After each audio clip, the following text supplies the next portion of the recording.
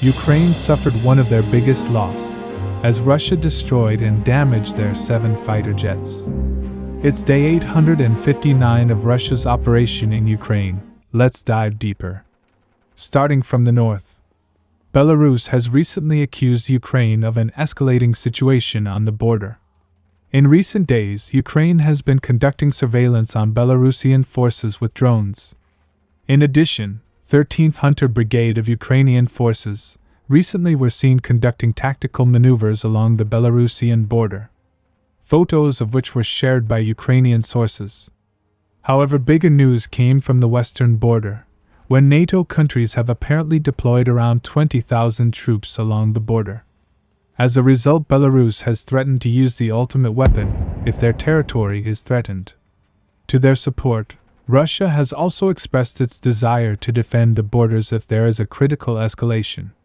However, many sources believe that accumulation of these many troops is quite normal. However, many sources say Ukraine should first keep an eye on their border with Russia instead of Belarus. According to pro-Russian sources, their DRGs have crossed Ukrainian borders near Sumy at 2 locations.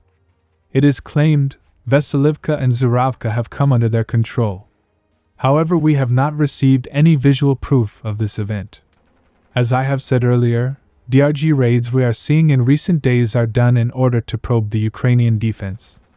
In addition, they also perform this to create psychological threat of Russian offensive, which may or may not happen. But this forces Ukrainian armed forces to have a significant number of their troops stationed in this area, so as to not repeat what happened near Lipsy and Vovchansk.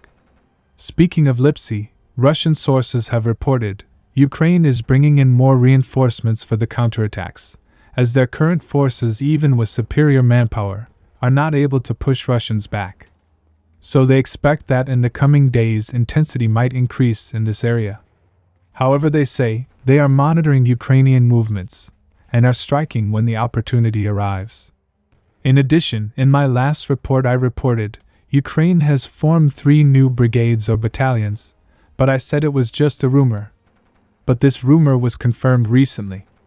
Apparently, Ukraine has formed 3 new brigades from their police force, with a total strength of 8,000 soldiers.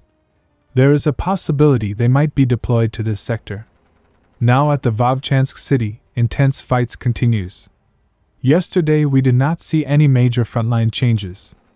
Ukrainian forces are trying to disrupt the Russian supply to the plant by shelling using drones. However, at the moment, they are not able to push the Russians back.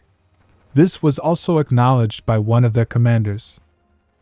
Now today's biggest news is coming from Mirgorod. As you know, Ukraine has a very active Air Force base in Mirgorod. Many Russian sources have reported Western cruise missiles and several remaining fighter jets are often stored at this airfield. However, recently Russia was able to deal a massive blow. According to the Russian Ministry of Defense, they launched a group strike on the airfield using Iskander missiles, and as a result were able to destroy and damage 7 Su-27. However, pro-Ukrainian sources claim these were decoys. However, this is a very significant blow for Ukraine, because they don't have capacity to produce new fighter jets.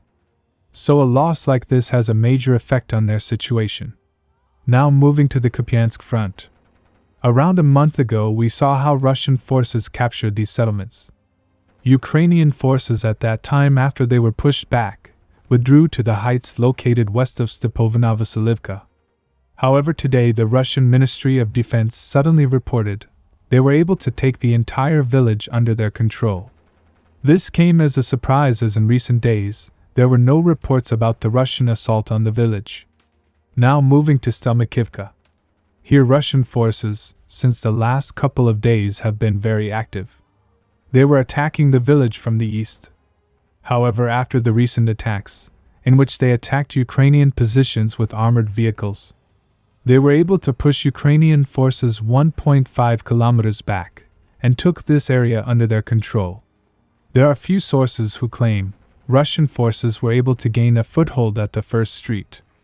However, this has not been confirmed yet. This is a very important area to advance, and it seems like this is not the only place Russians are active. Little south at Mikivka, Russian forces made a similar advance. According to the latest report, Russian forces were able to push Ukrainian forces 1.5 kilometers back and took this area under their control. This advance was confirmed by both sides. Now moving to Avdiivka sector. As you know, this front is very important for the Ukrainian forces, because this has potential for a major Russian breakthrough. So understandably, they are defending with all their might. However, recently Russian forces were able to take significant areas from the Ukrainian forces, which for them are very important to lose. Let's start from the Novoalexandrivka. As I have reported a few days ago, Russian forces were able to push Ukrainian forces out of the village. But the Russian Ministry of Defense has just recently confirmed the capture of the village.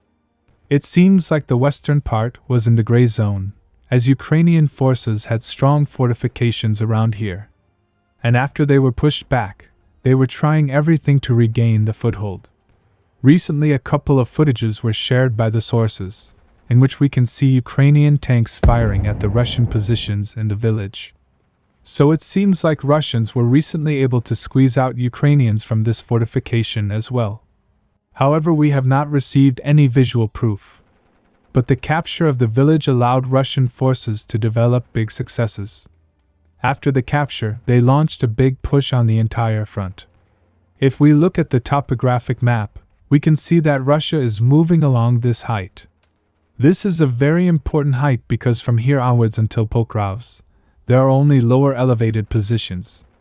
In addition, apparently Ukraine has very important defensive belt that starts from north of Novoalexandrivka and goes down to Kharkivka.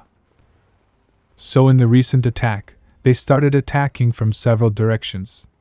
As a result, they were able to push Ukrainian forces up to 2 kilometers on a 5 kilometers wide front, and took this area under their control. In this advance, they were able to capture half of Yevnivka. Because of this advance, they were also able to gain a stable foothold on the entire Sokol village, as Russian sources announced its capture. Currently, they are pushing forward. This was confirmed as Ukrainian drones were seen striking Russian positions around this area. Now moving a little south to Kharkivka. Here Ukrainian forces once again found themselves in a semi-encircled position. As you can see, due to the geographical nature, Ukrainian forces are semi-encircled with only one way out. And as expected, Russia has fire control over the road. However, this does not stop Ukrainians from providing intense resistance. So Russian forces recently have been pushing towards the gap to physically cut it. In addition, they are pushing towards Kharkivka. Recently, Ukrainian forces were seen shelling Russian forward positions with drones around this area. However, they were able to take this small area under their control. Subscribe for more frontline updates. Let me know your thoughts in the comments down below.